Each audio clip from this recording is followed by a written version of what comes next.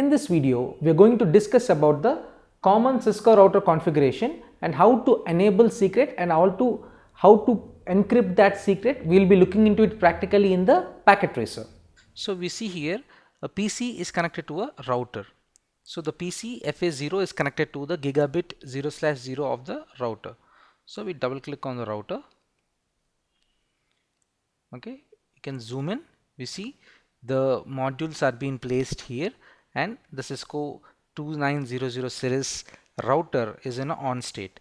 So now under configuration, if you go, you can see here the router is in the on state and all the fast Ethernet interfaces state to up. So now the first is the Cisco router. You have to enable it. So you have to type enable. Go to CLI mode, enable. You can see the after router, you can see the hashtag symbol has appeared. Now you have to type configure terminal. So you see enter configuration commands, one per line with Control Z. So you have entered into the configuration terminal. So after that you can change the host name of this router. You can change host name to my router. You see the router has changed its name to my router. So we can also give password to the router, so that we have to enable password, and also you can use enable secret password also here. So you can see enable secret 1 2 3. So the enable secret is enabled here. So type service password encryption.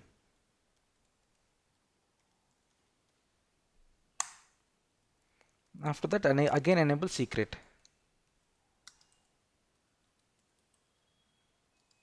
1 2 and 3, so that now the password or enable secret has now get encrypted here.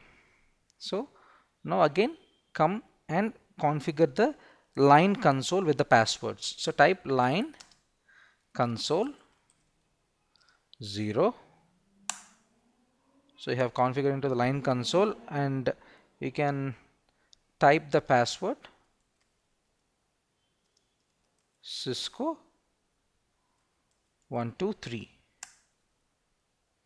and now type login. After login, so that give the history size. So if you don't know the history size, type in history and size and give question mark. So it's asking for size. You can give the history size as 10. So now you can see the logging synchronization of console and can be configured by using this command.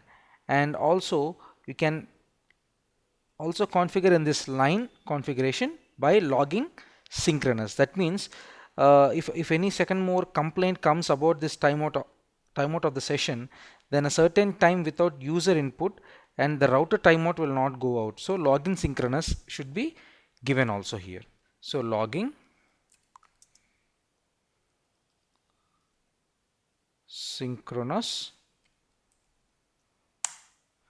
also can be enabled here.